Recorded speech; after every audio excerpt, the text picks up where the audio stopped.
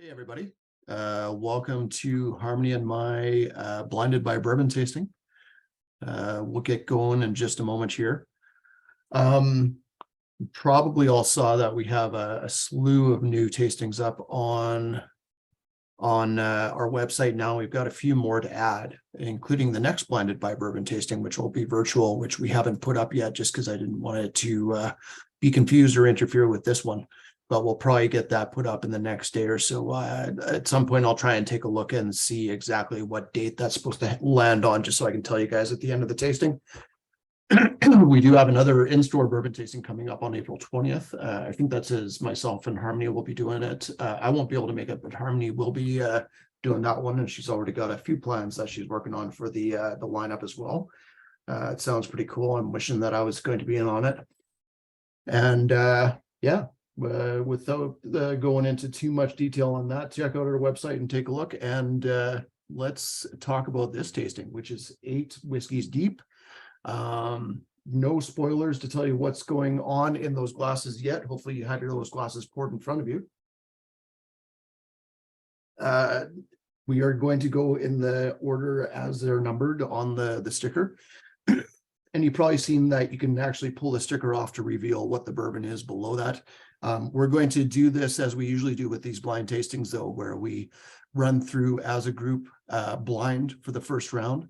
So keep a little bit in your glass as we're going through, because we will go through it a second time and then reveal what bottles we're all trying today. And there's a couple that Harmony and I, when we were putting together the lineup, put in just because we wanted to try them as well. There's a few in here that I haven't even tasted yet, so I'm really excited to go through this with everybody. Yeah, I'm really looking forward to it.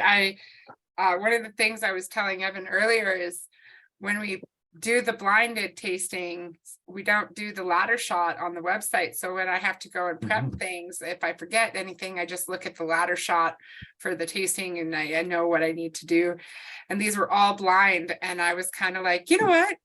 I know a little bit about everything. Let's just do this together blind. Obviously we're hopefully going to have some fun facts. Worst case, we have our keyboard warrior, Jeff Surja, jumping on. He knows all, at least he is an extension of Wikipedia, it seems. So I think it's our Wikipedia extension, that's for sure. Yeah. Yeah, I'm a fast Googler. You definitely are. So hopefully everybody has their whiskeys poured. Evan, did you want to say anything further about upcoming tastings, or should we just maybe we'll do that halfway through or something if we feel the need. But I think let's I'm a bit thirsty, so let's just jump in with number 1 and give it a nose here. Yeah. So I don't think we even have the ABV on this, which is really cool. So I barely remember the lineup as well. I thought I took a picture of the lineup. I gave a kit to my friend Greg and invited him to come, and he took it. And then about an hour later was like, whoops, I'm watching my daughter tonight. She would kill me if I canceled and did this whiskey tasting. So I better drink them right now. Of course he didn't, but he asked my recommendation on a couple of whiskeys, so I cheated and told him the numbers, but that's near the end. So you should have told him you were completely bummed out because it was just 8 different glasses of Wildlife whiskey that we have for the lineup. Hi, Marnie. It's good to see you. Yeah. I think I might be in on my WSCT account, but oh well. We knew it was they you, won't Marnie. kick you off. They won't kick you out for drinking bourbon. Yeah, Marnie, did you want to maybe give notes as you're going along, or were you just along for the ride, or what do you feel like? Give notes? No. I can give ratings though, like good, really good, most excellent. Sounds good. That's a good scale. It can be you want a scale of 10 or 5 thumbs up is the top. Okay. Whatever you prefer. Well, I gotta say the nose on this one is for number 1 is pretty cool. It's definitely cherry forward for me right now. Yeah. Yeah. Lots of like almost like a muted vanilla cherry, but it's still there. Yeah. Uh, it's not very powerful, or at least that's my nose. It's kind of like you added water to the NyQuil and shook it around just to get the last dregs out. Yeah.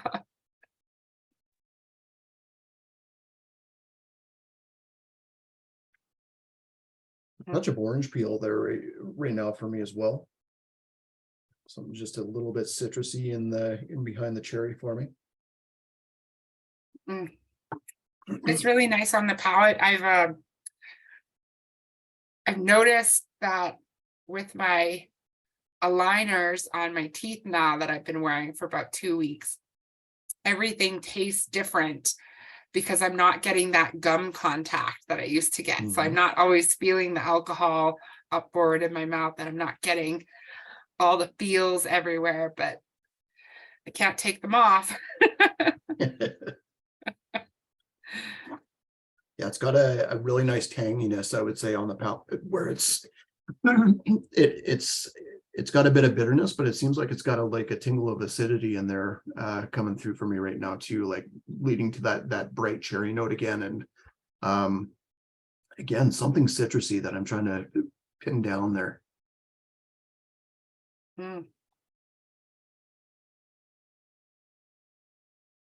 Little bit of ocean spray cranberry cocktail on the palate as well. Yeah, I agree with you there. The cranberries, I'm getting more so than the cherry.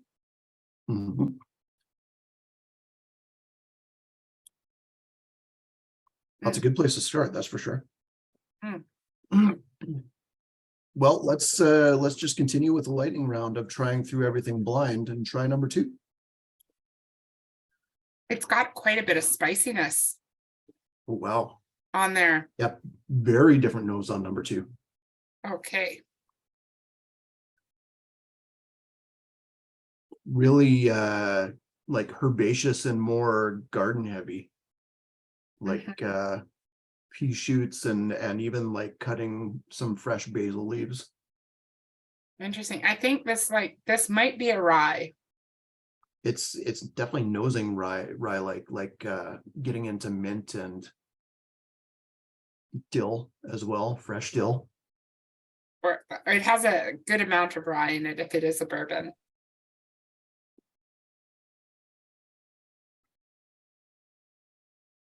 That's a super cool nose. I feel like my nose is shot. It's making me think of tzatziki dip right now, like and dipping cucumbers in it, like cucumbers, dill, even a little bit of like a sour creamy type note.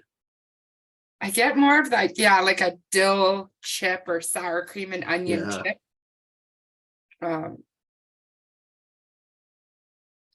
On the palate, this to me is definitely a rye. You get a little bit of those kind of vegetal note, kind of dirty hint of like, I don't know, pencil lead shavings. Yeah, that's a good palate. And that hint of I don't know why it's not iron. Like, I'm not saying like I'm licking a penny, but it just takes me to like summers by a train track and I'm flattening pennies. Well, there's a touch of solvent in there as well, like a solventy note right now when I go back to the nose, like a little bit of epoxy or something like that. Yeah.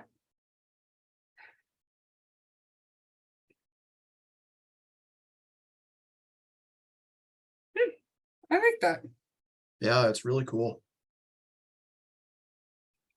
I look forward to trying. I like typically when I do a tasting, you and I jump on 15 minutes early and we kind of hash things out, plan our lineup. So our bottles get opened and breathe a little bit before we get going.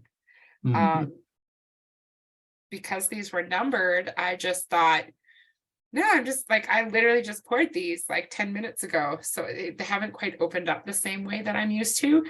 And I was saying earlier today when we were doing that sake tasting that I feel like my sinuses are they're not picking things up like they normally would. So I wished I had poured these earlier. I don't know if it would help me or not. But...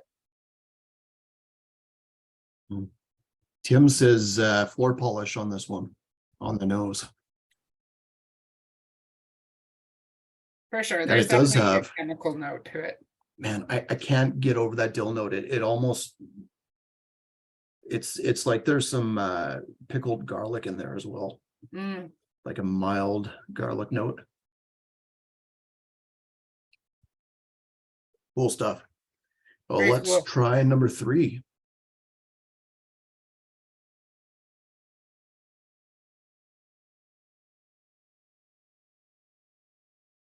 Very fruity. Suzanne says nose on 2 is Swedish berries for her, completely different from everybody else.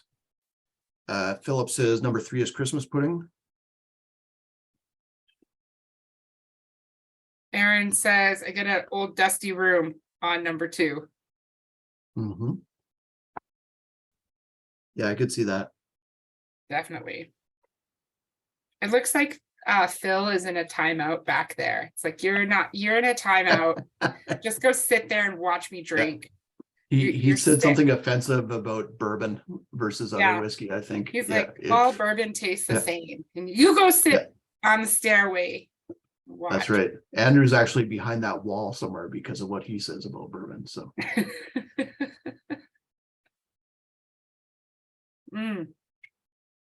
yeah, number 3 is like a almost like a combination of number 1 and number 2 on the nose right now, where I'm getting those dill notes, but I'm getting the cherries as well. Yeah, I'm getting cherries and I'm getting like a cantaloupe melon. Oh, good call.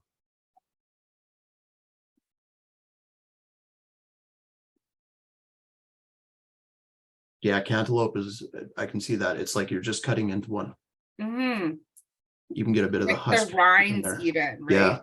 Almost like you just took a smell of it and then you just chopped it. To go along with those in maybe a more autumnal direction as well. It's like scooping out a pumpkin for Halloween. Get a little bit of that pumpkin spice note on there right now too. This has got quite a bit more oak on it on the nose than the other ones that we've tried so far. I think that's what put me into that more like squash and spice direction with the pumpkin as well. Perhaps, yeah. Typically you get more of those like baking spice notes from a oak cask. Fruit bread is a nice note. Definitely get some of the fruit bread on the palate as well. It's got this savory note to it, but it's definitely has some sweet and spice coming through with that. Oh, this has really nice texture to it. It's nice and round and big time wood again, like you were saying on the nose. It follows through on the palate. Now I don't remember the order, but I know I'm not spoiling anything, but I know that we have some older bourbons in this lineup. And this tastes like something older.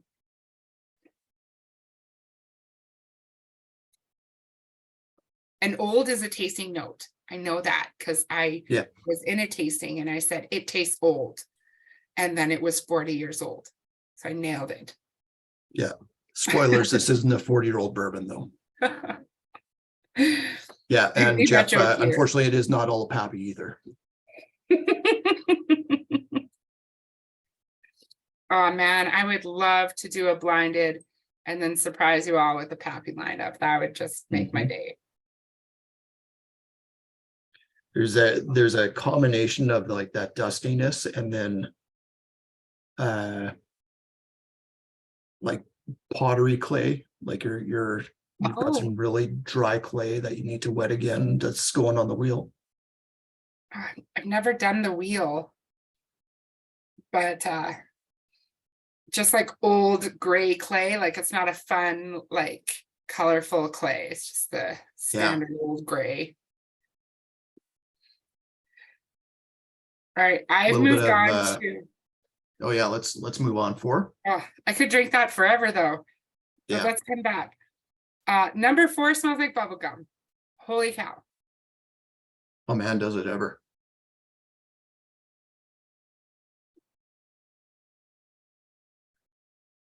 Oh, this is crazy. And like, It's changing styles of bubble gum as I go into it. Like it started off into like full-on cherry bubble gum, but now it's into like a melon or watermelon bubble gum, yeah, yeah. and just And a touch of Wrigley spearmint in there as well. And I'm chewing a stick of like Twizzlers while I'm eating my gum. Yeah. It's Yeah. so like candied. It's the kids trick that you do where you're not getting sugar fast enough, so you bite off each end of the Twizzler and you stick it in your Dr. Pepper to drink it. I have done that. Yeah. Yeah. I've had to do that many times because I always break those stupid plastic straws. Yeah. Why are they trying to do like these cardboard straws now too? They should just give everybody a Twizzler, like problem solved. Yeah. Biodegradable eventually. It probably has a half-life, but This just smells delicious. I could smell this forever. It's candy. ooh, that's a good palate too. It's big like red fruit and spice notes on the palate. Tim's asking if this is from Colorado. I'd have to look at the reveal part of it, which I haven't done yet, but I don't think this is Colorado, Tim. I could be wrong. Oh, it's so spicy. Yeah. I wanted to say on the nose it smells like spicy Twizzlers, but I've used that so many times that I just didn't want to say it again. But it tastes like a spicy nibs. Use that Spicy as nibs. Twizzlers. Old modeler's enamel paint. Very cool. Ooh. Tim, were you thinking maybe Distillery 291 from Colorado? Because that one, I remember having one of theirs that was just a massively spiced whiskey.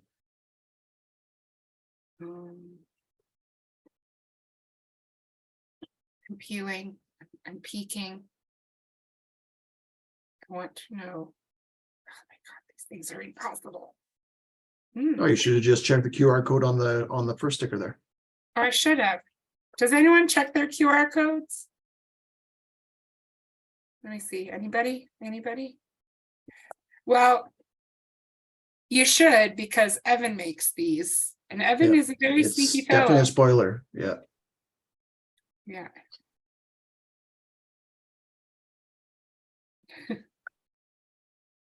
Oh yeah, this nose is really cool. It's very very fruity, but there is some vegetal notes in the background. But little like a mild dill, like a dried dill. It's not a fresh dill. That the palate's fun too. Like it's really spicy.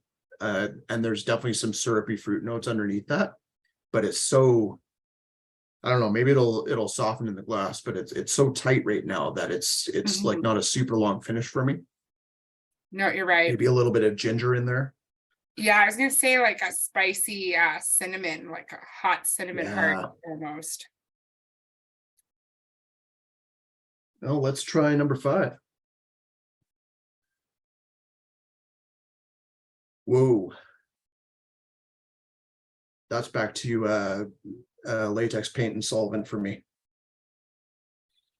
I get like latex bananas.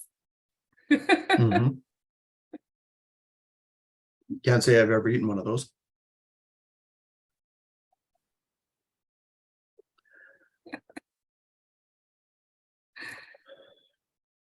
Big time paint notes though. But yeah, then like it's the banana flavoring that you get in milkshakes and stuff at the same time. Yeah, it's not a real banana, it's like the artificial banana.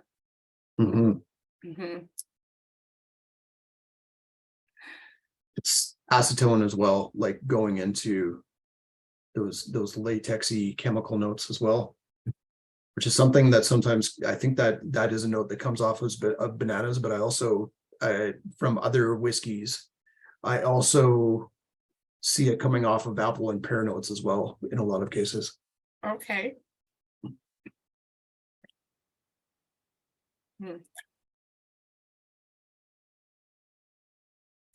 The palate, I don't, again, it's very tight and it's almost like,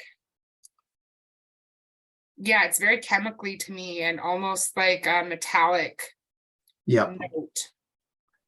Yeah, I get the metallic too. And the spice hits different, like where it hits on your tongue, like so number 4, the spice for me was like right up front. It was the first thing that came from on the palate. Whereas this one, it's more on the finish, like it's coming after everything goes through. Yeah. Yeah. And it's like at the very back of the tongue is where it sits. Yeah. Yeah. Tim, his guess is it might be an Old Forester. Yeah, it would be fun to try this next to 1920. I'm thinking the 1870 has some of these notes. Bond. Yeah, the bonded as well, I guess. The Old Forester for me typically is more cherry forward though, but maybe I'm just misremembering. Is a touch of peanut shells coming off the nose after tasting as well? Or like breaking apart pistachio shells? Sure, yeah. To me, it's like that big yellow bag of peanuts that's like it's salted, but it's like the worst flavor of salt. It's not the good brand of peanut. Yeah. It's like the really cheap one, but it's huge. So you buy it thinking it's a good deal because it's like $3. And then you're disappointed at the roast and the salt, but you break through those peanut shells anyway. So it's like Five Guys peanuts. Yes.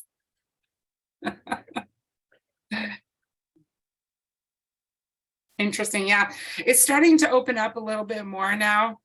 Yeah, I'm super keen to see what happens after like a half hour with this one, if I can get more off it. Yeah, it would be interesting. A touch of celery salt right now. Gross. Like you're just putting the rim on a Caesar glass. Ah, double gross. Yeah, I'm not a Caesar guy myself, but I don't mind celery salt in itself. Just stay away from the clam tomato juice abomination. Yeah, it's all not good. It's like, who wants cold soup? Yeah. Yeah. All right. Okay, we're 6 now, right? Yeah. This is pretty. Oh yeah. So back to Cherries. cherries, but also clay and lemon pledge for me. Interesting. Like your potter's wheel, you for some reason you just used a bunch of furniture polish on it, but you're not sure why. It's like, oh, that was a mistake. Oh, it's so funny. I don't know what I was trying to do. Let me clean this up before she finds out what I did. That's right. Awesome. Before she realizes I was reenacting the scene from Ghost. Chocolate cake. Oh, that's a good call. That's interesting. Yeah. Oh. Yeah. So Jeff, is this to me, this is like you've just cracked open the McCain's or Betty Crocker, like ready-made chocolate cake mix. Are you thinking of like a real chocolate cake from scratch or something else? Or like the delicious one you used to get from KFC. Yeah. The McCain, delicious. Aaron says cherry and almonds. Almonds is a good call. Yeah. Mint, I get mint, yeah, for sure. And like on the palate, for me, I get a little bit of that eucalyptus note and green tea. Oh, good call. Yeah, it does have something cooling in there. So Jeff says store-bought frozen average run-of-the-mill McCain's. Scott is saying Black Forest, maybe putting it up a notch. Unless it's a McCain's Black Forest cake, I guess. Do they do those?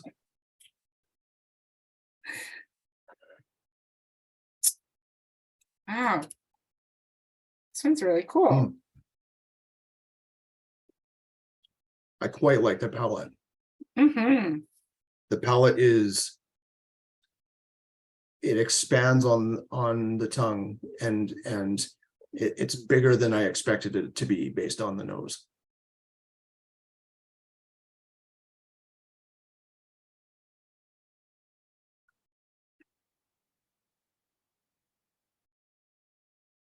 Jeff's going green tea packs on us.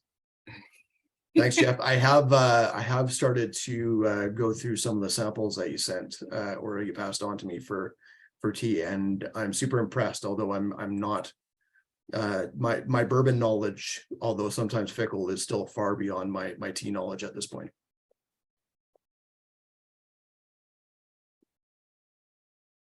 Oh man, sticking your nose back into number 6 after having a taste, and it's like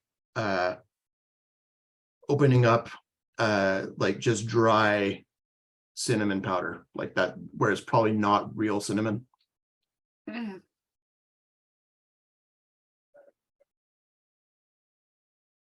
This is some stupid teenager is about to do a TikTok video where they swallow a bunch of the cinnamon just to see what happens.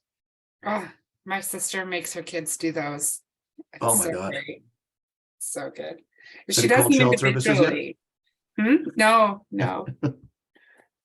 They threatened. It was my nephew's 8th birthday, so I gave him birthday bumps, and the whole time he was giggling, "I'm calling services! I'm calling the services!" And I was like, "They're not going to hear you through these spanks." We bumped him on the carpet.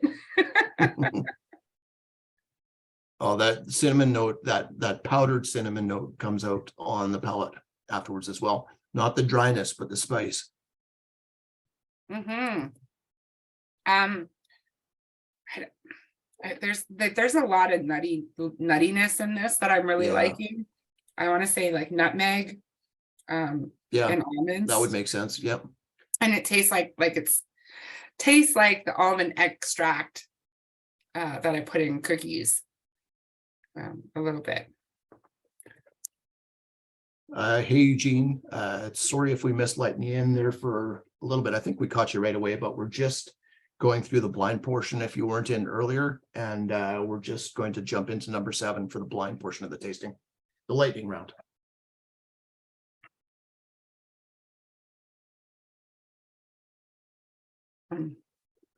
Very cool.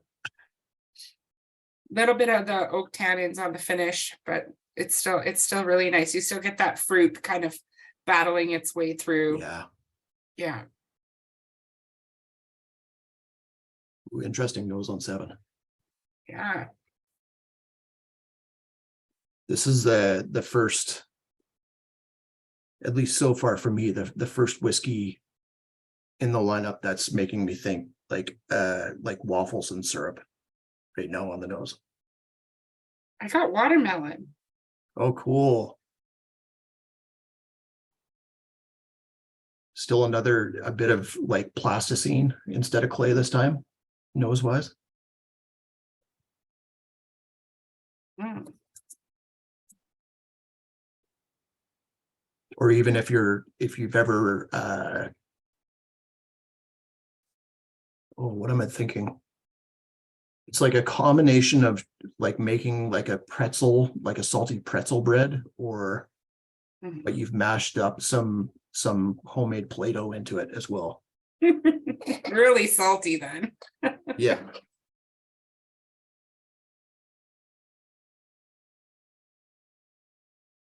I'm getting like salted fruits, like even pineapples and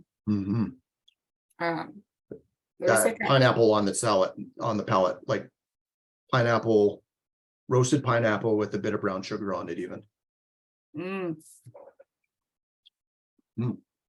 Zeller's gravy, says Tim. Is that in the smoking or non-smoking section? Yeah. And if is it like Zeller's gravy that you bought on $1.49 day, like in the 80s sometime, that you're just opening now, or?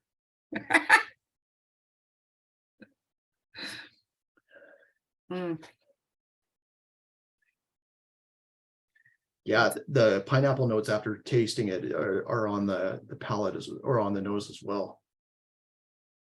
Mm. It's got a bit of like a pineapple teriyaki sauce to it. Yeah. Yeah. The teriyaki, I definitely can get behind there. Just a little bit of like ginger in there as well, and orange zest. That pineapple glaze. Delicious stuff. That pineapple note, once you say it, it's big time on the palate. That's a cool one. Oh my God, what is it? Oh, why did I get my nails shortened? I can't peel these labels. Oh, interesting. Exciting. Exciting. Okay, Let's try number 8. number 8. Whoa, vastly different from the last one.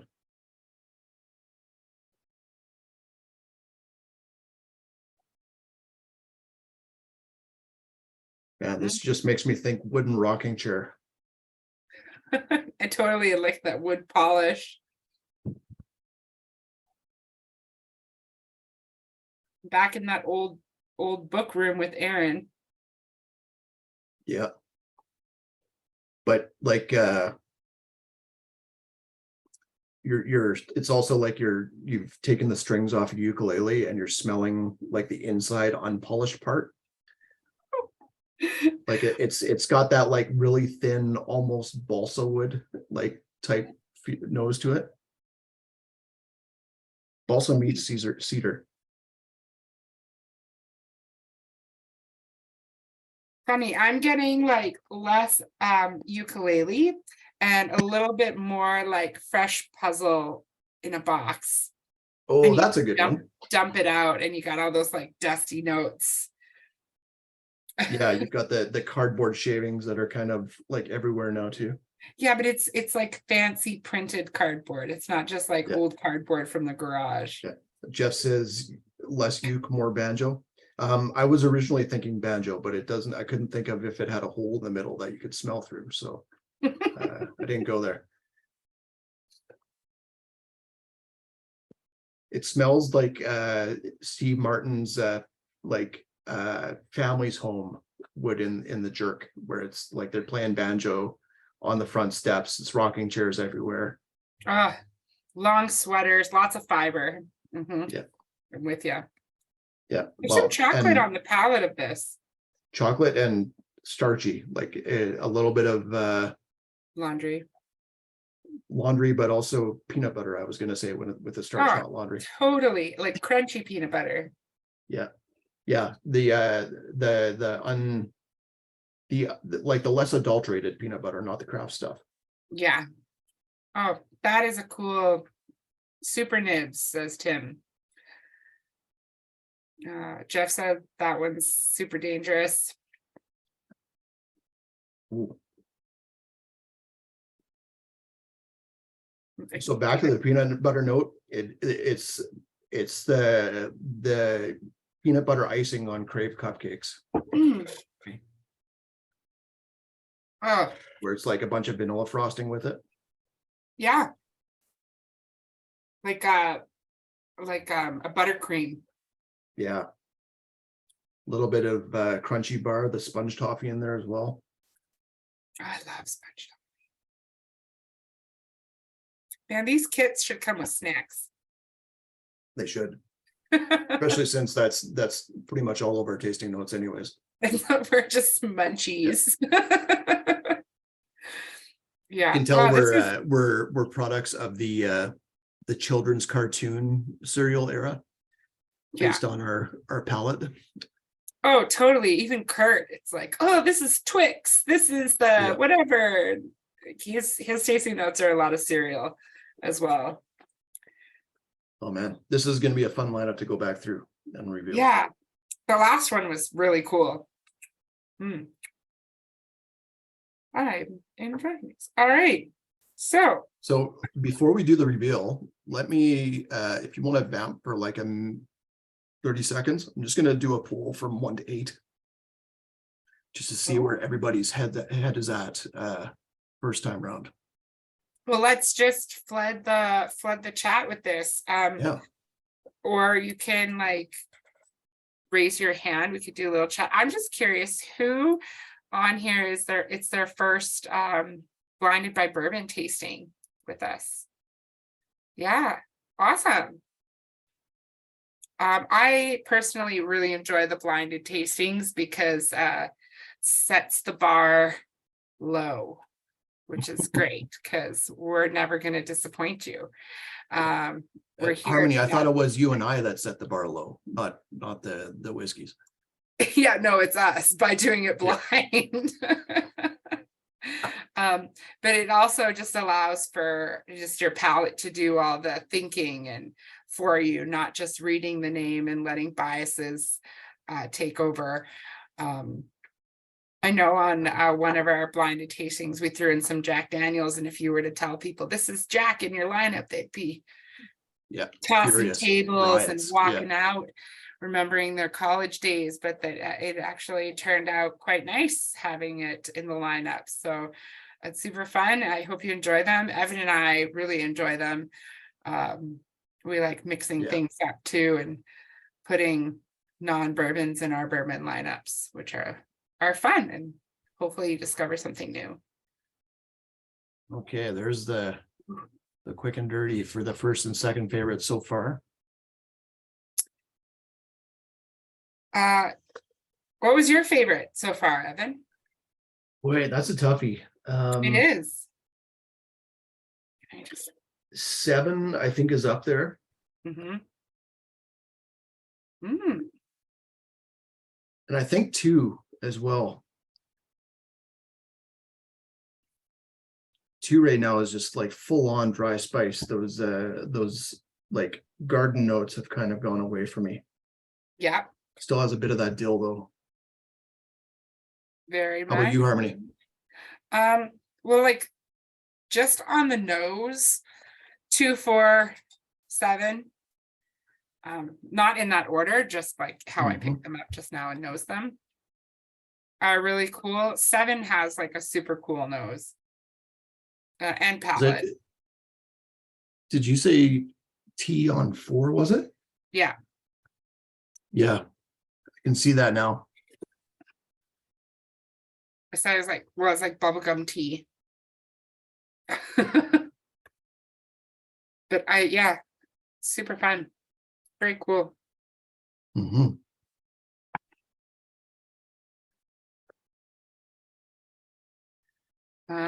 In the chats, it says, going back to small 4, I smell raisins now, says Aaron. Suzanne says, back smelling 1, I get lots of root beer. That's really cool. Sarsaparilla worthy. Nice. Yeah, the raisin note on 4, it's like rum soaked raisins for me, where it's not like the full on big dried raisin note. There's something boozy to it. Mm.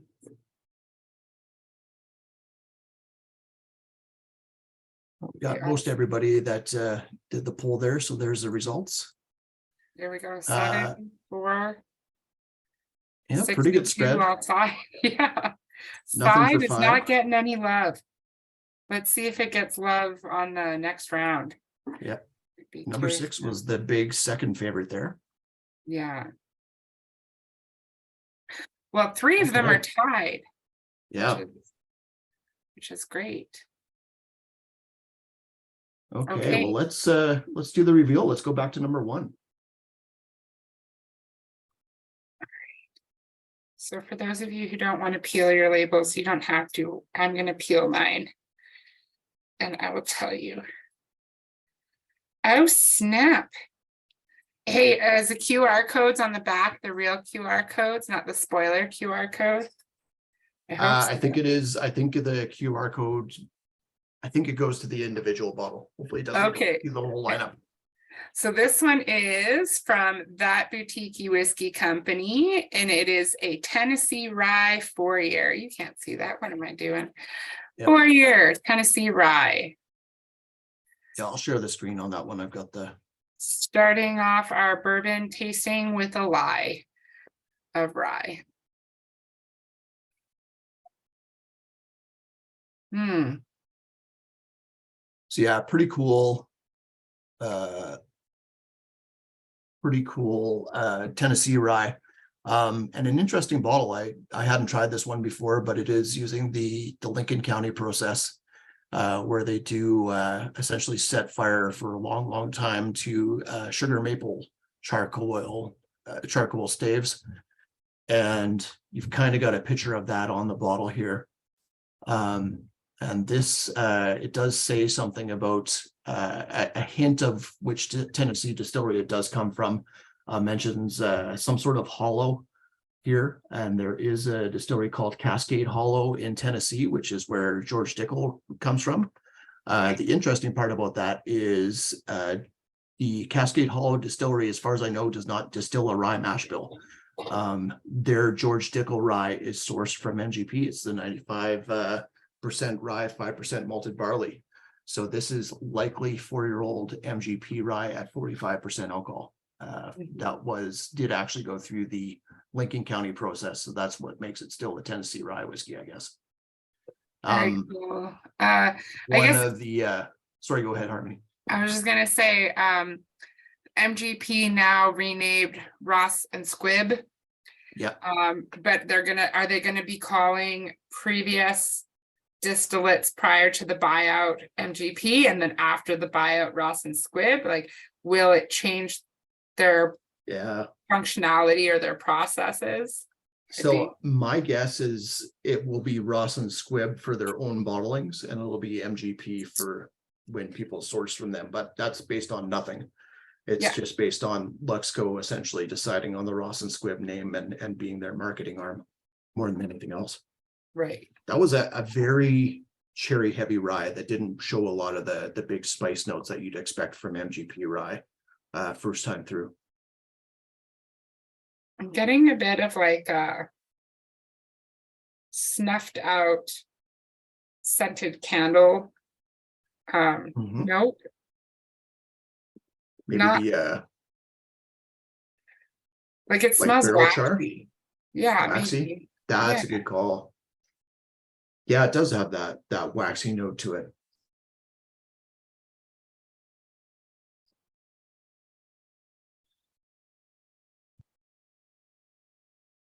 Yeah, getting a more of a hint more of that citrus limey note that I get off MGP rye now.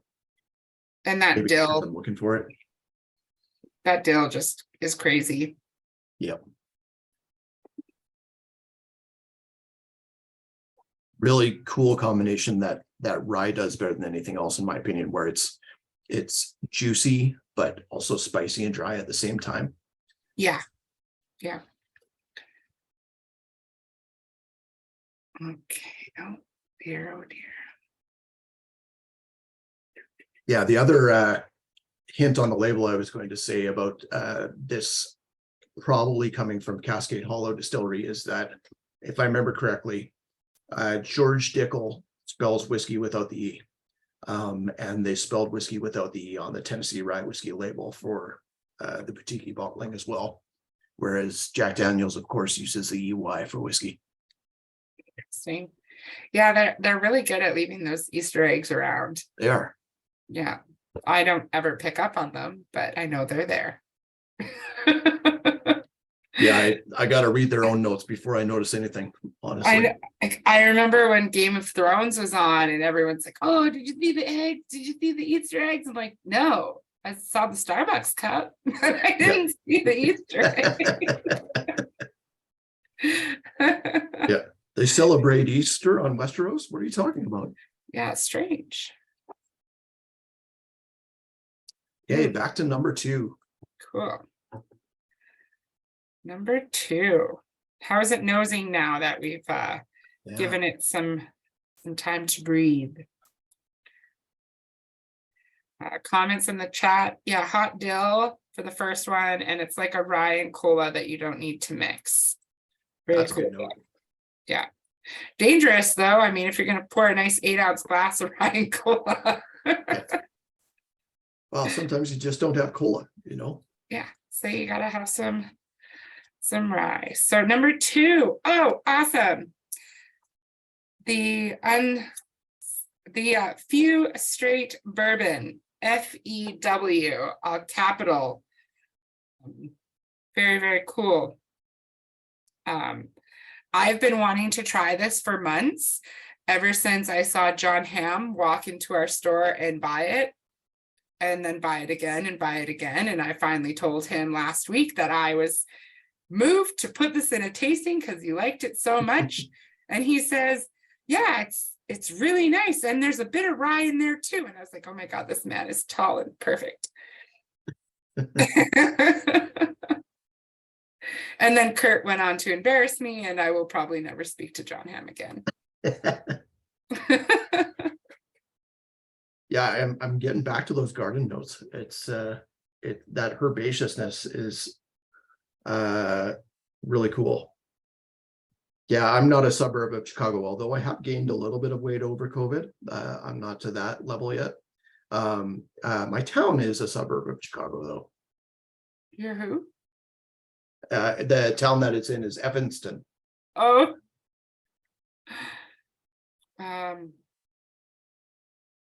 I was reading about the Few and how it got its name, and all I knew was that it was named after the town that was really pushing for prohibition. But the name of that person is Frances Elizabeth Willards, and those are her initials, and she is the historical figure behind the Women's Christian Temperance Union. Oh, brutal. And Evanstown was the first place to have that prohibition law set and the last to have it lifted. So this I like how the initials also end up being an FU to her, essentially. So maybe that was part of the reason for the few. Yeah, they put their reason out there, but deep down it was much deeper than that. Yeah. Yeah, that's a cool bourbon. It's been sitting on our shelves for a while, and we've just never gotten it into anything, and I'm glad we did, because I really like the nose and palate on this one.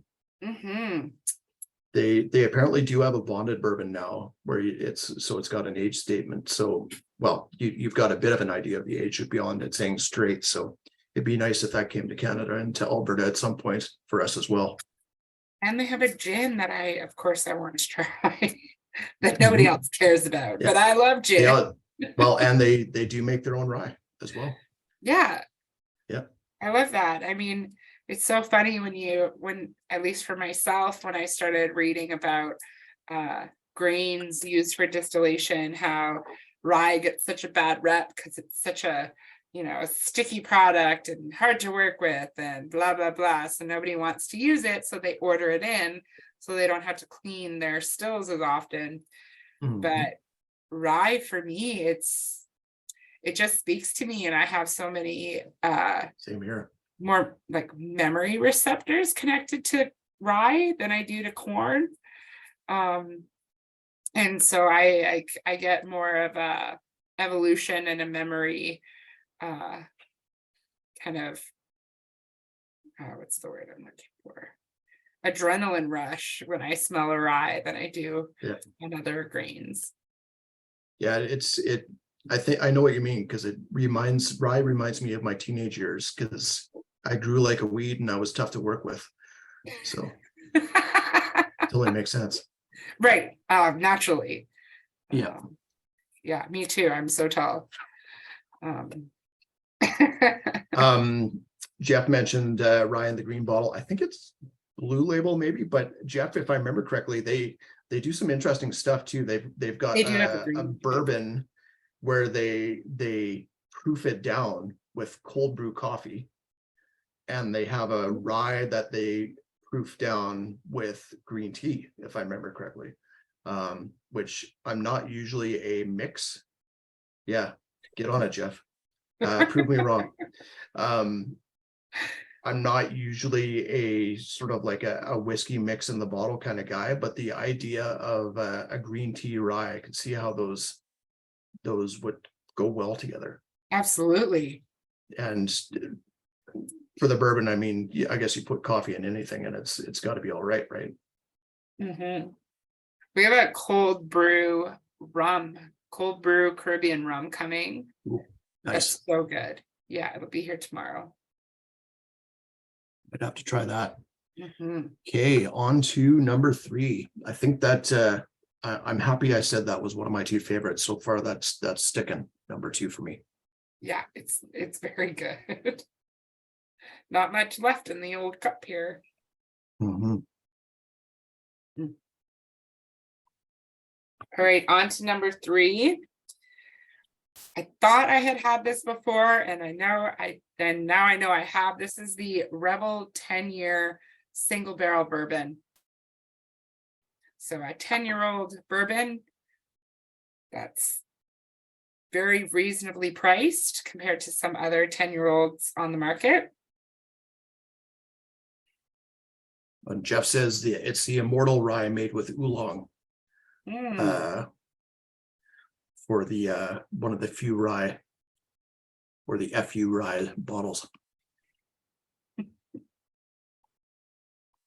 So yeah, Rebel 10 bourbon. And so I didn't realize this until we got this bottle in and I did reading on it that it was no longer Rebel Yell.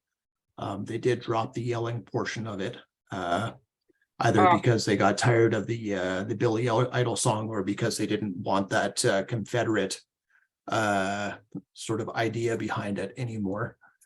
But it is now called Rebel Bourbon. This is their 10-year-old single barrel, bottled at 50% alcohol. Regardless, it's a 10-year single barrel that will have you screaming more, more, more. Yeah. I read that tasting note today and I just laughed. Oh, I'm glad you liked it. I wrote it for you then, Harmony. I love it. You're so punny. I asked Kurt if he wrote it. He was like, oh, he rolls his eyes. If it was funny, it was Evan. So this is where Rebel Bourbon is made now, along with Ezra Brooks, Blood Oath, David Nicholson, and Davies County. All those with an asterisk, though. This is Lux Row Distillery, which is just outside of Bardstown, but they started being built in 2015, only opened in 2018. So this being a 10-year-old, if you do the math correctly, which is getting more and more difficult as we go through this tasting, this was probably made somewhere else, not at Lux Row. For years, Ezra Brooks or Luxco, the company behind Lux Row Distillers before they were bought by MGP, did source from a bunch of other distilleries because they didn't have their own.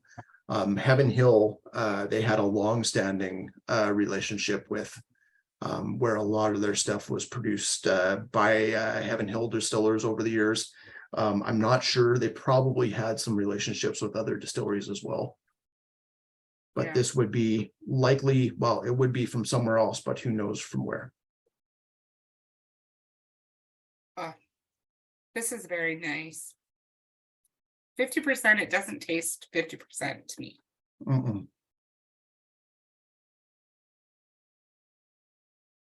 Yeah, it's got this really nice balance to it. Definitely has spice on the palate. Get that nice cherry note, but it's not overwhelming and taking away from anything. Maybe because I'm thinking of Heaven Hill, I'm getting like a roasted peanut note now, just on the finish.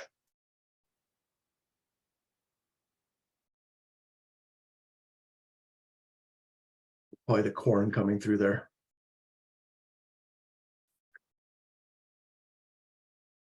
I'm getting like a slightly burnt crust.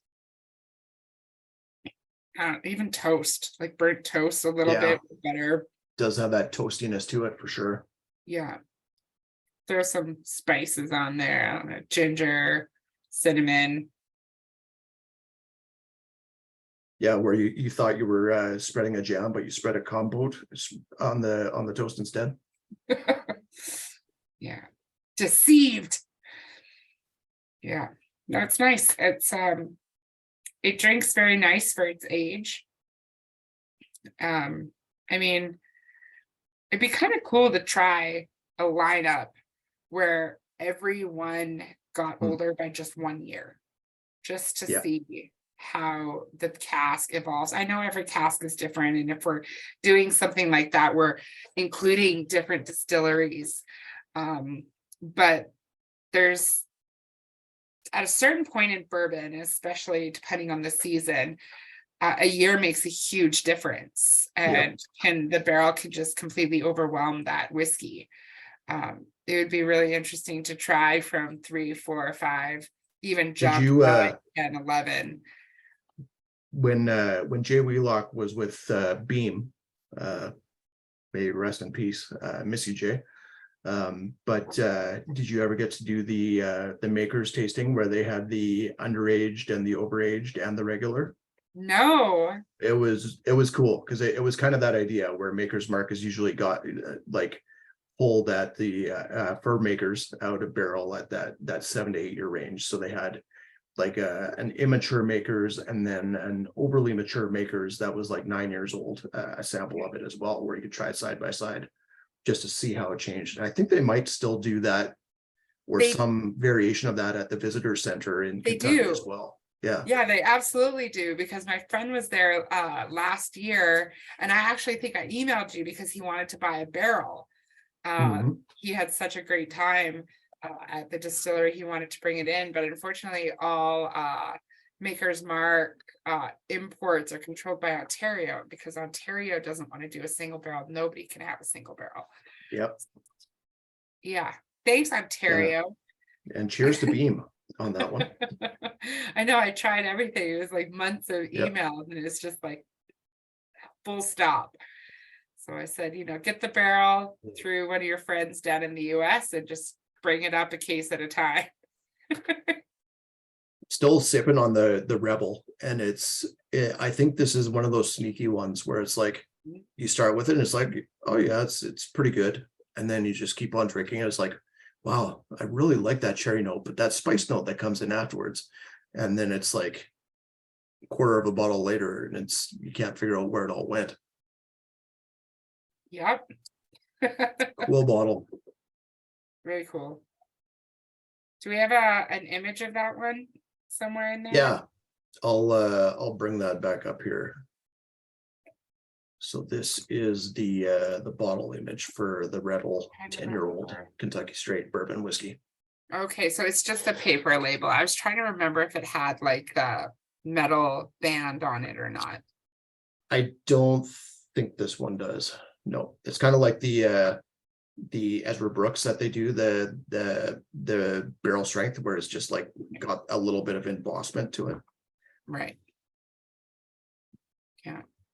Yeah, my friend Jason came in the day that this landed, and I probably hadn't seen him in so long, so we were just on a high of seeing each other, and I was like, oh, try this, and you'll love this, and I don't care what my old store has, you gotta try this for me. And he walked out with like 8 whiskeys, and but before he left, he opened this and was like, well, it's the oldest one in the box, you gotta try it with me.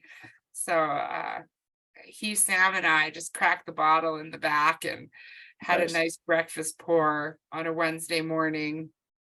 And I said to him, like, this is very sneaky, because it tastes like an older whiskey, but it has some nice vibrancy to it as well. And I said, you're gonna have to be careful with that one, because you're gonna be back. And he's already come back in about a second. I smoked a pig in my backyard, and we did a whatever glaze, and it was so good with this, and you should try it. And I said, well, why don't you invite me to your barbecue next time? I'm happy to drink your whiskey. He always does awesome cookouts. Yeah. Oh man, I just tasted a bit of going back to the Tennessee rye at the beginning, and it's so vastly different after having that bourbon. I don't like the smell of it now. It's very like, it's like honeydew melon meets pineapple on the nose. Really? And a bit of passion fruit for me. No way, it's like stanky. big time passion fruit juice even for me right now. Interesting. I'm getting like if you took all the seasonings and spices in your cupboard and mixed them together, that's what it is. Yeah. Allspice or Old Spice, one or the other. All the old spice. Mm-hmm. Yeah, that's the other one. Okay, on to number 4. I still love this nose. It's like, but it smells like sneaky sweet. Like it's gonna, Mm-hmm. you're gonna have to check your insulin after drinking this, is what it smells like. Number 2 is all pencil shavings. Totally. Yeah. Yeah, pencil shavings, but then like pickled garlic as well for me. Yeah, that garlic, that pickle note is Wow. huge on that one, hey? Yeah, I was thinking without looking at the bottle that it was rye. That's what I thought, and I think the few only has like 2% rye. I think no, let me Is it double check. I higher think it's than 20. Oh, maybe that's where the 2 Yeah. came from. Yeah, 70% corn, 20% rye, 10% malted barley. But Oh, man, so if close. that's their 20% rye, imagine what their actual rye is like. Like, wow. I would try that. Yeah. Number So back 4 to number 4. is sweet like candy to me still. Yeah, it's got a little bit of root beer meets lime Slurpee, like swamp water Slurpee. Totally. I love Slurpees, man. Smells like the ocean. Yeah, it's got that saltiness to it. Yeah. Mm-hmm. Well, that kind of makes sense. Or it will in a moment. Bittersweet chocolate, says Scott. Yeah, and a little bit of like chili lime powder with the bitter chocolate. Actually, the capsicum like spice on the palate, that dry heat is coming through now. Oh yeah, there's so It's much almost like a chili pepper on the finish. yeah. It's almost like you like just inhaled a bit of like a meat rub or something, like a pork roast rub or something like that. And it's stuck in your sinuses. Yeah, a little bit of chipotle in there as well. The Not alcohol restaurant, is but really the spice. Yeah. the alcohol's really coming through on this. Now that I didn't get it on the first time. Like it's hot. It's not just like spicy Boozy. chili hot. It's Mhm. ABV high. Yep. Yeah. Well, it's not like a crazy high ABV. No, But- no, but it's I think just mingled with the spices Yeah. that it You're right. feels hotter. So yeah, both this one and the last one are at 50% alcohol, but the heat definitely shows differently. So what is this beast? Yeah, let me share the screen. I've been waiting to try this one. I saw me it in the too. back, I almost tried it today. So this is Redwood Empire, and Redwood Empire, their bottles have, I think it was actually before he worked with us, Harmony, Kurt tried them and told me that the Lost Monarch, their bourbon rye hybrid, was really good. And then we ended up putting them all in at different tastings over the time, and they've just started releasing some bottled and bond bottlings. Including the Rocket Top Rye and a bourbon, which we haven't featured yet, which maybe we'll have. Yeah, to. we did last week or last. Oh, we one. did. Yeah. Yeah, you're right. Pardon me. Yeah, the But Grizzly. the Grizzly, thank you. So this, like the Grizzly, is their own whiskey, whereas the Lost Monarch and their white label bottlings are a combination of sourced bourbon and rye, plus their own whiskey as well. This would be 100% from their own distillery. The distillery is not called Redwood Empire. It is called Grayton Distilling Company and is located in Grayton, California. That is one of their distillers. His name is it Jed Duckhorn? And that's of the Duckhorn wine family. And this above there is their wacky still, which is this wild, like super thin column still. They don't use any sort of, or as far as I can tell, they don't use any sort of pot or kettle style for their distillation. It just runs through that essentially after the mash. But super interesting stuff. 50% rye, 57% rye, 5% wheat and barley, and then, well, that can't be right because that doesn't add up to 100%. I'll have to check my math there. But it's mostly rye to be a rye whiskey, and then a little bit of wheat, a little bit of barley, and a little bit of corn.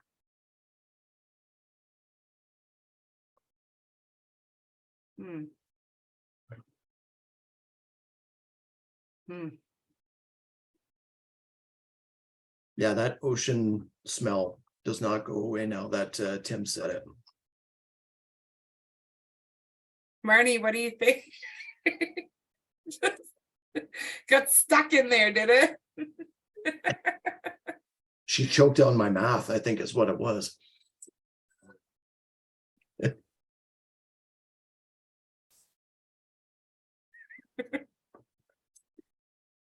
Hmm. Hmm. Yeah, there's a little bit of like eucalyptus plus Thrills gum in there. Like it's got a hint of like that Yes, slight it. soapiness to it. The Thrills gum. It's like my Yeah. childhood of swearing and eating soap. It's the worst. Or if you're like to go with that saltiness, like it even noses like a little bit of Dutch licorice right now. Yes, I got the licorice part, and I was gonna say it tastes like hanging out with my Papa Claude because he loves that stuff. Jeff, thank you for fact checking. So 87% rye, 5% wheat, 5% malted barley, and 3% corn. So I've got to change the 5 to an 8 there. I probably have that wrong on our website as well. I'll have to fix that later.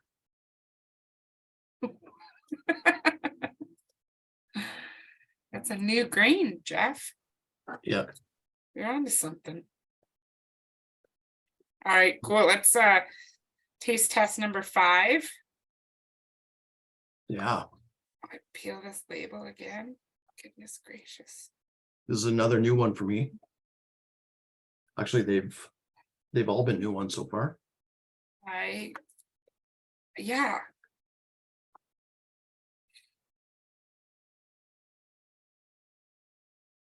Now that I know what this is, I'm trying to search for similarities between the other one that we had. Yeah, me too. Yeah, I'd have to side by side them. Yeah, I think I would have to as well. It's hilarious because we probably had so much bourbon and so much whiskey from this distillery, and then we're like, what does this distillery nose like and taste like? Doesn't make sense.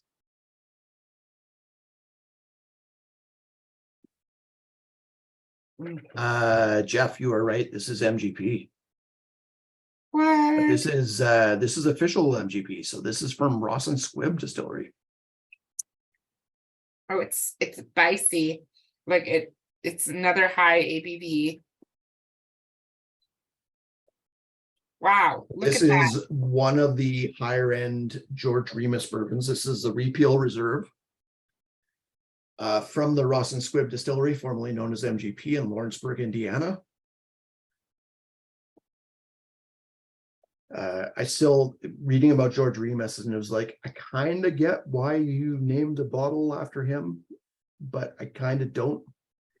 Like this guy was essentially Al Capone on steroids when it came to bootlegging, and Totally. he did in fact also murder one of his wives, like in a park in broad daylight as well. Oh. Yep. So what do you think they're going to name that special release? Well, they also have the Gatsby Reserve because one of the rumors is that George Remus was one of the real life people that Gatsby was sort of modeled after. Yeah. I think his story is kind of cool. I mean, not the murder part, that I could do without. I didn't know that. Well, he was definitely like the American version of an entrepreneur when it comes down to it, where he was a lawyer originally. He saw how the laws worked and didn't work, and decided to make a mint off prohibition because of it. Yeah, well, he did a really good job. Yep. He if anybody remembers Goodfellas, where the semi truck driver like parks the semi with the full trailer in the back, goes into the diner, has a coffee, and then like looks back and was like, oh no, someone stole my truck, I better phone this in. That's essentially what George Remus did with his own product, because he buy distilleries that were making pharmaceutical whiskey at the time, because that was the only way you could get your whiskey, was with a prescription. And he would have those trucks stolen, essentially, so that he could sell and then resell his own whiskey because of it at higher prices. Claim insurance, get paid, and then sell them again.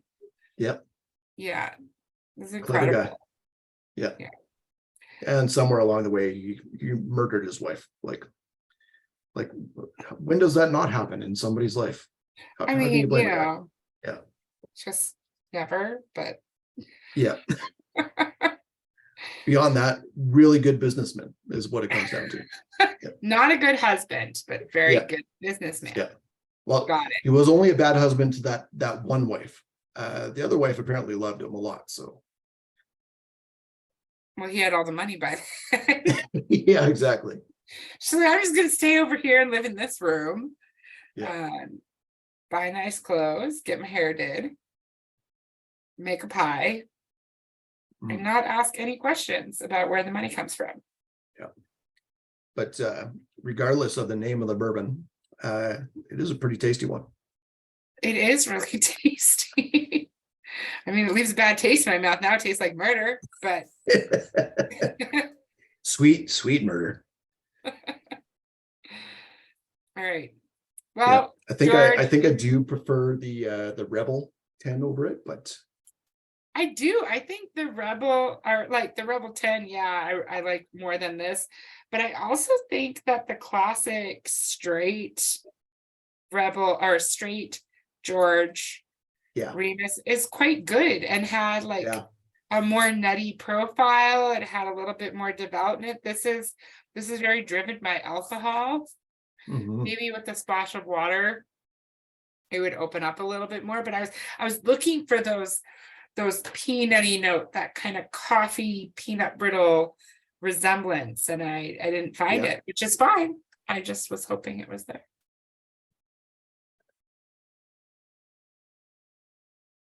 All right. Okay, on to number 6.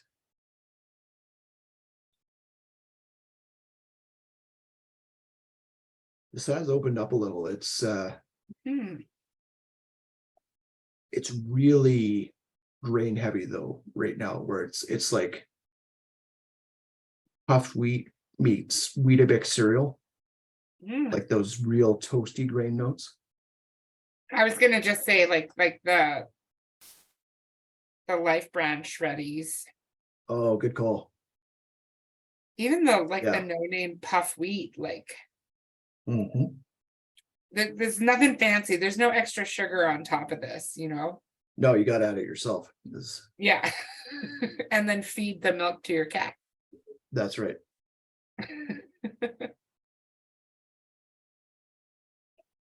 Lots of the burnt brown sugars for me on this. Like yeah, brown sugar on the palate as well. The palate right now is actually a really good combo of spicy and sweet at the same time.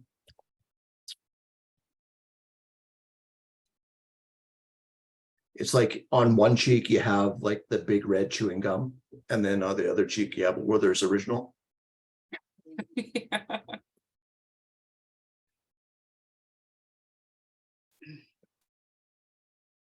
Jeff says still chocolate cake, chocolate milk, maybe Black Forest cake too. Yeah, Black Forest cake, I on the finish especially for me. Black Forest cake, where like you cut the Black Forest cake with the same knife that you used to cut a really heavy, nutmeg heavy, like carrot cake right before that.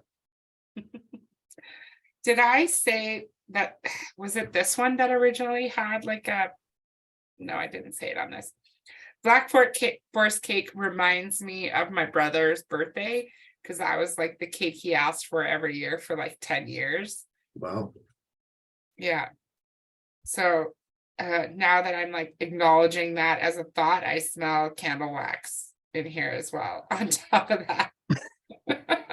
Not the It's a smoke. snuffed, yeah, it's a snuffed out candle specifically of the number 6. Like it has to be the number 6 at this point. Yeah, and it's the pink candle also. That's right. Like dripped on the Yeah. cake as you try to light Yeah. all the other candles. Yeah, he wanted blue, but he got pink. Yeah, of course. He's a big brother.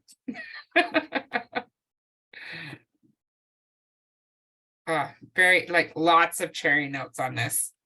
Yeah. Yeah, spicy cherries again. Yeah. This is great. Now I had a guy come into the shop and said he wanted a whiskey that had lots of cherry on it, and I told him to buy this one. So Nice. I did good. I hope he comes back. Well, let's do the reveal on that note. So this is we've had these on our shelves for a little bit, but we haven't had the chance, or we've neglected to feature it until now. So this is the first bottle we've had in a tasting from Casey Jones Distillery. Yeah, Casey I remember. Jones. Sorry, go ahead. No, I was gonna say I just remember being introduced to them with you and Kurt, and just really enjoying them, and really like being impressed with them, and they had a great price point and various different blends, and in just really easy drinking bourbon. Yeah, so I gotta share this again because I was looking on the website just to get a bit more background, and I'd totally forgotten about what this distillery does that's so different. So Casey Jones was essentially an illicit still maker. He during Prohibition, and then after, well, probably even mostly after Prohibition, he used to sell distillery or stills that he'd make to shine makers essentially in Kentucky and around. And he had a very unique style of still that he created. Cool. That was essentially a square box. And this is sort of a remake of his style of still that his grandson, AJ Jones, created for the Casey Jones Distillery, after he actually got a hold of a model or actually the last still that his grandfather made. So that was and is an operational still at their distillery, and they're expanding. And this is one that's just either is or is about to be installed. That's just about 50 gallons bigger. So this is about a 200-gallon still. It's called the grandfather still after his grandfather, Casey Jones, which the distillery is named after.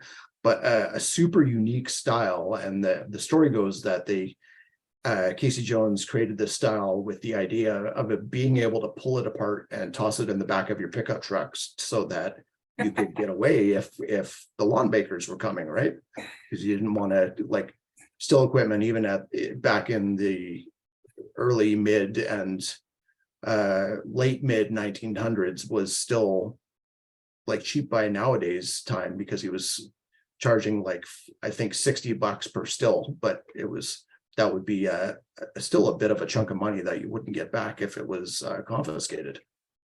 If he was really smart, he would have just built it on wheels, had like a canopy, and it looked like a wagon that you just pull behind your vehicle. Yeah, you get an old like Dillinger car or something like that, and you just have that on the back behind the seat, kind of drive it around, have a mobile still that you can just move whenever you have to. I mean, the wheel's not new, people. Come on. Square really still though, cool. that's relatively new. Yeah, That's funny. We were talking about square stills today.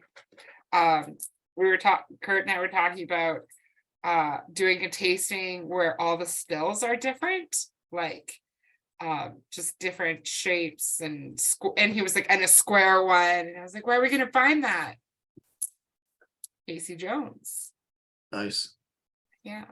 Jeff, that must be a song, but I gotta admit that I don't recognize the lyrics off the top of my head. Yeah, Jeff, do you want to sing it for us? Grateful Dead. Ah, Hmm. Oh, cool. Have you tried the seventh whiskey in the lineup, anyone? not yet. I'm about to. I gotta say, number 6 for me, so far at least, is the most improved. First time around versus second time around. That one really kind of came to it into its own after sitting in the glass for a bit. Okay, on to 7. Nice. Wow. Definitely Fruit one I'd be Loops. happy to put on my Yep. bar and just dive into again. Absolutely. 7 is like full on. You just opened a box of Fruit Loops on the nose for me right now.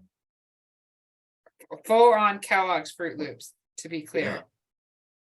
Yeah, the real ones, not the knockoffs. The real ones. Not the one in The the real big fake white cereal. bag Yeah. on the bottom shelf. Yeah. This comes in a box. Yeah, this is all the cereal that I talked about in the last one, but you definitely added sugar. There's more sugar than cereal in that bowl. Mm. Jeff, don't lie. The different Fruit Loop colors, they don't all have the same flavor. The green is so much more lime driven than the rest of the Fruit Loops. And the purple ones, I swear I get blueberry off that. Evan, did I tell you about the giant Fruit Loop? No. That you can buy one Fruit Loop ring in a cereal box and it's one Fruit Loop and it doesn't even fit in a bowl. It's just one big Fruit Loop. And I don't think you get to pick your color, but I saw the guy order it just like for kicks, and he got a red one and he put it in a bowl and he poured milk all over it, and he takes the bite and the whole thing. He's like, yeah, whatever, I'm just gonna eat these stupid Fruit Loops. And his eyes like blow up. He's like, this is the best thing I've ever had. Yeah. And he's like a food reviewer. He's like, this is amazing. Yeah, Go buy the Fruit Loop, the big Fruit Loop. Yeah. Yeah, Jeff, you know what I'm talking about. that was so bad. that was a combination of all that sugar and the red dye. That made him say that though. It has to be. Probably. You have to like pick it up and eat it and like dunk it like a donut.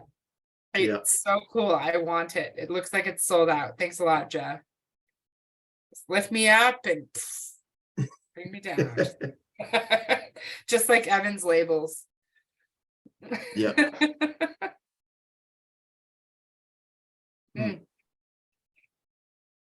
I'm getting a little what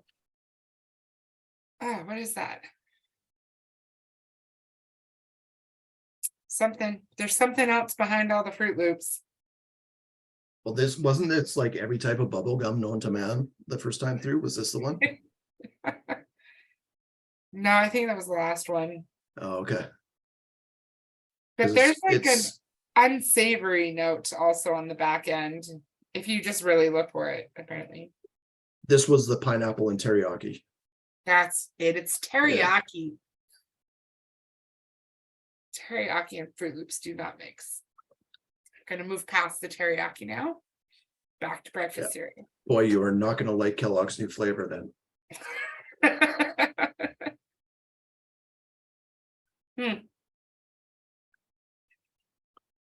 Well, it still has that cherry note, a cherry note to it.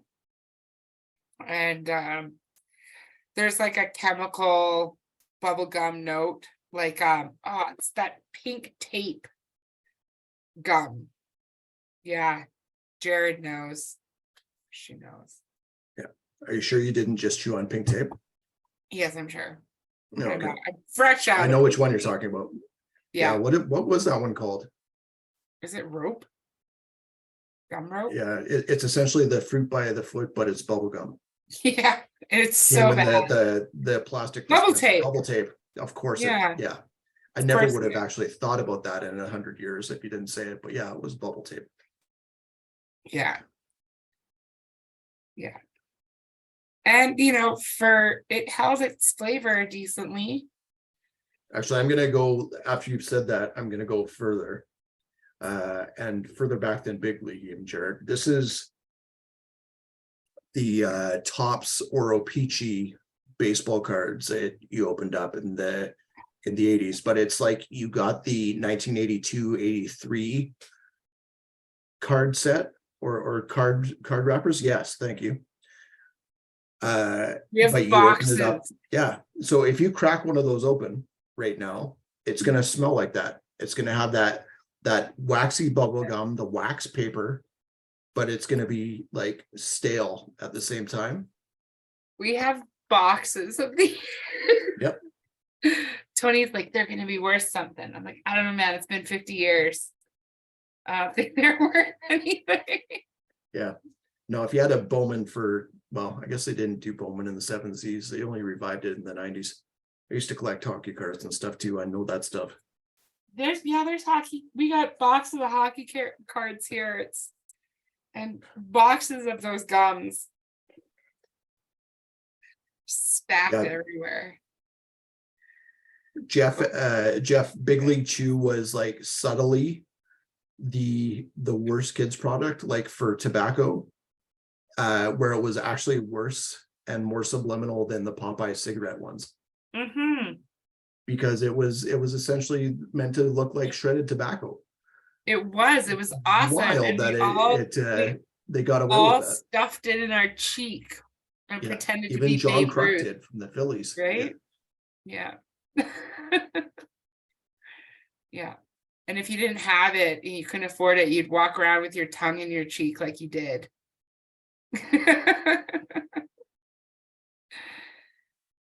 Hairy tongue. Well, on that hairy tongue note, let's move on to number 8's reveal. Well, number 7. Are we past? No. All I don't right. think we 7 revealed 7 yet. reveal. Yeah. You're right. I pulled the label off it, but I didn't tell you what it is. So this is Casey Jones part 2. This is the Casey Jones barrel cut double barrel. And this is a pretty wild one. If you look at the mash bill here, this is a combination of corn and cane. This is using sugar cane and grain to make this. Hence, there's no whiskey on the label. But this is one where we were told about it. I saw it in Connect, available to order for a long time and didn't. And then we were poured it when we tried the rest of the Casey Jones. And I thought this was going to be so gimmicky and so like just full on garbage. But man, like this is super cool stuff. And I never would have guessed that without trying it. Yeah, it's really good. Even smells like, once you know there's cane sugar in here too, it smells like opening up a packet of Demerara sugar, like for baking, or brown sugar with molasses.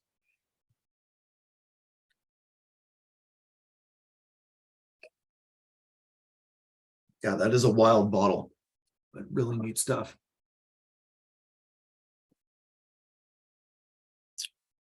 Okay, now to number 8. So this is the oldest whiskey in the lineup tonight. Older than 10? Indeed, man. So let's do some like, guesses. I'd like to know what the people think how old this whiskey is. And what do you think it is? Well, I know what it is. I peeled my label. No, I meant for everybody else. It's got a touch of wow.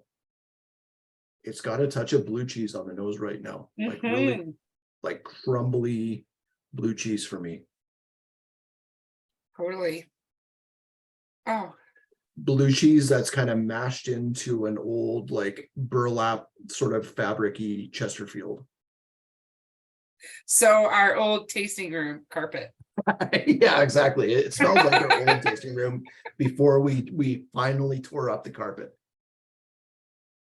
Oh, yeah. Tim Bradley says 12 years old. It is a little bit older than that, Tim. I can't get over that blue cheese note now. I got like pizza. Like pizza crust and Yeah. cheese. A little bit of spiced pepperoni. That's a weird note, I know. No, I'm with you on that. I got the Brooklyn pizza from Domino's for dinner, so I see where you're going. 15 says Tim, 14 says Jeff. Yeah, just a bit older than that. Not like crazy. Older. Yeah. We are old enough to drink in Alberta.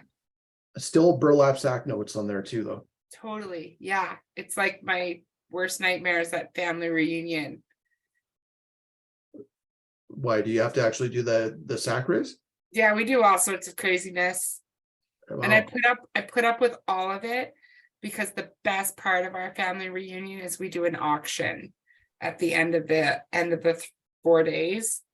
Yeah. Like And for we the grandchildren who has to take care of them, or No, I wish I would pay money for some of my second cousins. But no, we auction off things that we make or things that we buy. My cousin makes like awesome deer jerky, and I paid $75 for a bag last year. It was worth it. But all the money we collect goes to paying for the food and paying for next year's event. And we've done things like renting sea-doos and bouncy houses to quads and archery contests and stuff. This year they were going to cancel the auction, and I protested. Heck no, we can do a store for the kids. And the reason was because Hot Wheels cars were selling for like $40 a card when you have 17 kids trying to bid for a Hot Wheels car. When you buy them at the dollar store for $1 a piece and you're selling them for $15, it's not. Hey, that's how you make your money back for the open bar that you do, I guess. Totally. So we're gonna make the kids clean and do chores and give them money that they can buy at the store, but then we're gonna do an adult auction because we love the auction. Nice. We bought like camping gear and like switchblades and stuff like that. And real child-friendly stuff. Yeah, deer jerky. Like, who doesn't want that? Gift cards. But this reminds me of like my family reunions.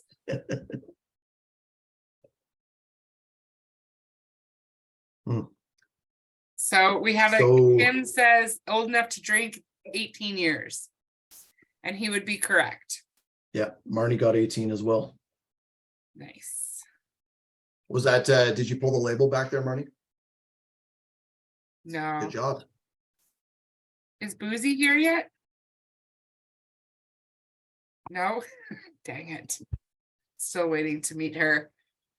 So I this love that is nose. Oh, it's got such a beautiful nose. It's just getting more lovely and more lovely.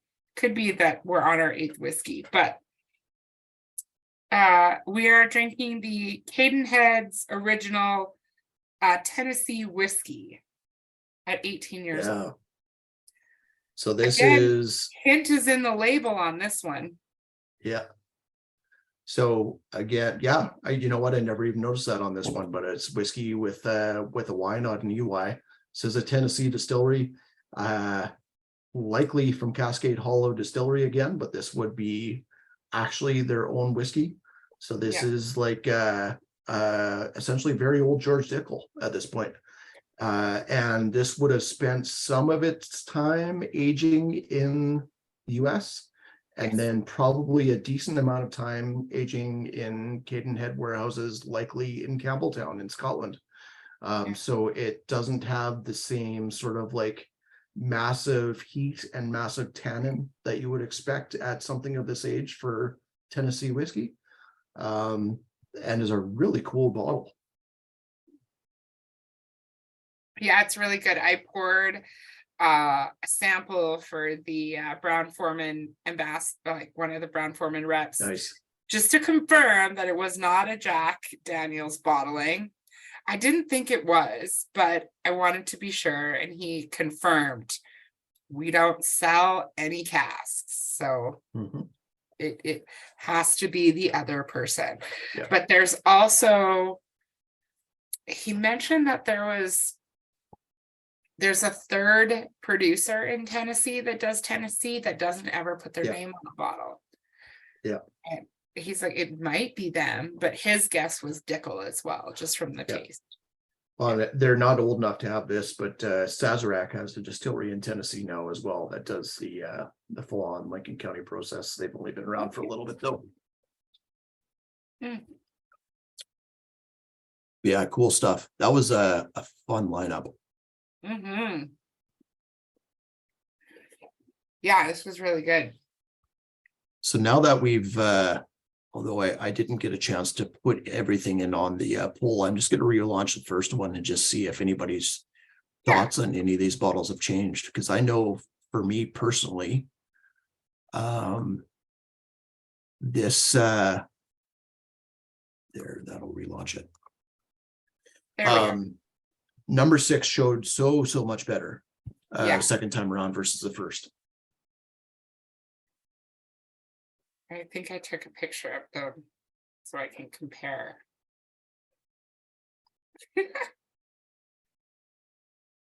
Although that being said, I am the nose on number 6 going back to it is like Weetabix cereal and a little bit of bug spray. I It's don't like get you bug just- spray. You know what I get? I get the Yeah. coil. Oh yeah, that's a good call. And plastic. Yeah, it's hilarious that the plastic note comes off more on their bourbon than their barrel cut with the cane sugar. Because I get plastic on the rum side of things way more than I do on the whiskey side of things typically.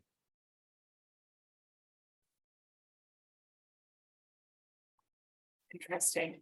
All right, so we got our votes. Number 6 wins, Yeah, and then a tie for 2, 4, and 7. very cool. It's good. You know, it's a very different approach. I find like once you tell Scotch drinkers an age, it's automatically the older is better. Mhm. I mean, and maybe that's just the way that it is, but I call Funyuns on that. Yeah, it's blind tasting, especially virtually, is so much more fun than just talking through things, in my opinion, Yeah. as they come up, just because you tend to kind of leave your biases at the door and really have to delve into something to see what you think. Yeah, and a little bit of time in the glass makes a huge difference. And Yep. I try to remind people of that, especially in store when we just open a bottle today and they want to try it. And it's like, go ahead and sip it slowly, because what you taste today is going to be the same as what you taste tomorrow or in a week within the bottle. It's going to open up, it's going to breathe. And it was in a cask for so many years and then immediately crammed in a bottle and hasn't been exposed to alcohol or to air, and we need to let it breathe. It's similar to wine. It does need that time to breathe. Yeah, totally. Well, I'm really happy with that, how that lineup turned out. We'll definitely have to do this again. Let me see if I won't be able to put it live yet, but I did just share, that's the entire lineup from tonight's tasting for the that I just put in the link there for people that are interested in purchasing. And the next virtual tasting that we will be doing, although it is not up yet, will be May 23rd.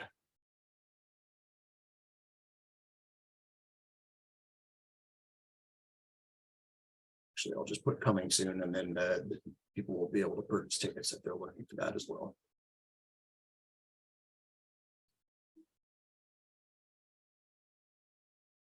Yeah, the Okay. next tasting will be fun. We'll have some new products that we've ordered and Mhm. stuff that we've been pulling from allocation, and yeah, it's gonna be fun. Also check out Harmony's bourbon tasting, which will be in store on April 20th if you're in town or live here.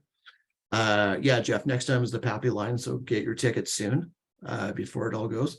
You know, email me before you purchase online. I'll give you the VIP price. That's right. $300 online will be 50. Yeah, that's right. Yeah.